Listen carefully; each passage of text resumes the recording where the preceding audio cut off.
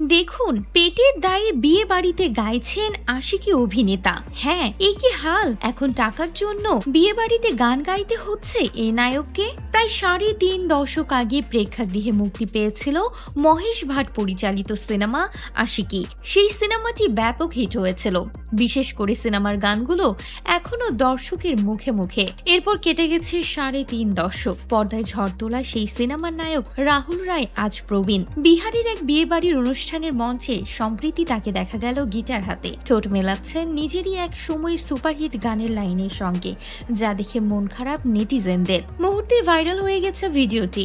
অনেকেই কমেন্ট করছেন, যার বেশিরভাগই আফসোসের সুর। একজন লিখেছেন, এটা খুবই খারাপ ব্যাপার, অর্থের জন্য কত কি করতে হয়।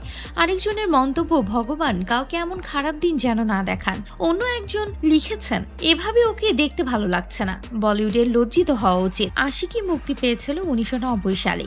30 লাখ রুপি বাজেটে নির্মিত হওয়া ছবিটি ব্যবসা করেছিল 5 কোটি রুপি। ক্যাসেট বিক্রি ভেঙে দিয়েছিল আগের সব রেকর্ড। সেই সঙ্গে তারকা হয়ে উঠেছিলেন ছবির নায়ক রাহুল রায় এবং নায়িকা অনু আগরওয়াল। পরবর্তী সময়ে রাহুল সেই খ্যাতির প্রতি সুবিচার করতে পারেননি। একমাত্র জুনুন ছাড়া আর কোনো ছবিতেই সেভাবে চলেনি। শেষে টিভিতে মুখ দেখাতে হয়েছিল, কিন্তু সাফল্য আর আসেনি।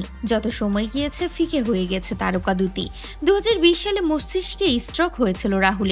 তিনি নিজে এক সাক্ষাৎকারে জানিয়েছিলেন, সে সময় তার হাসপাতালের বিলের বাকি পড়া অংশ মিটিয়েছিলেন সালমান খান। এই বক্তব্য থেকে তার আর্থিক অবস্থার দিকটি অনুমান করা যায়। এবার রাহুলকে দেখা গেল এক বিয়ে বাড়িতে গিটার বাজাতে, যা বুঝিয়ে দিচ্ছে আশিকি তারকাকে এখনো কতটা লড়াই করতে হচ্ছে পেটের দায়ে।